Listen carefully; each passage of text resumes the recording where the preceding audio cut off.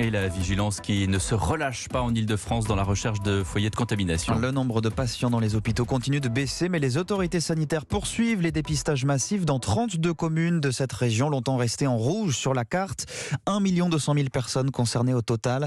Et les premiers tests ont débuté vendredi, notamment à Nanterre, dans les Hauts-de-Seine. Nicolas Feldman. Au pied des barres d'immeubles, devant ce laboratoire privé, David est le premier volontaire pour un dépistage. Sur son téléphone s'affiche le précieux bon. J'ai reçu un mail de l'ARS donnant la possibilité de faire un test pour toute la ville de Nanterre.